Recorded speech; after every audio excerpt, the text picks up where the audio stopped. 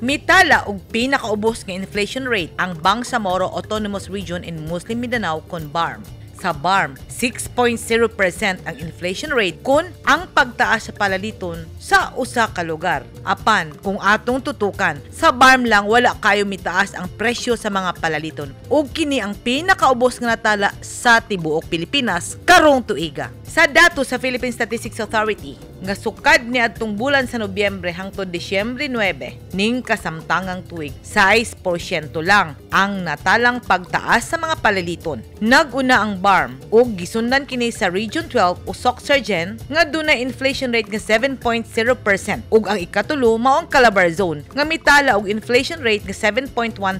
Samtang ang Davao Region ang mitala og pinakataas nga 9.6% inflation rate. Sa talaan sa headline inflation rate nga gipagawas sa Philippine Statistics Authority, ang kinatibuk ang inflation rate sa Pilipinas misaka sa 8.0% kung ikumpara niadtong bulan sa Nobyembre nga 7.7% lang. Sumala kang Engineer Aran Tula, ang Officer in Charge Regional Director sa PSA, ang pag-ubos sa inflation rate sa BARM tungod sa pag-ubos sa presyo sa palaliton sama sa pagkaon og mga non-alcoholic drinks. Ug kini mitala lang sa 7.6% kumpara sa 8.4% niadtong milabayng mga bulan. Ang presyo sa arkila sa balay, presyo sa tubig, sa plitihan, ug uban pang batakang bayron mikunhod usab kung imo ikumpara niadtong milabayng mga bulan.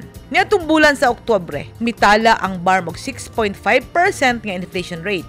Ang inflation rate mao ang opisyal nga talaan sa gobyerno sa pagtaas sa mga presyo sa mga paladiton sa nagkadaayang lugar sa tibuok nasud. Apan, bisan pa man mitaas ang presyo sa palaliton sa ubang lugar, sa BARM, wala kaayo kini mitaas. Edith Kaduayan, News 10 Philippines. Stay safe!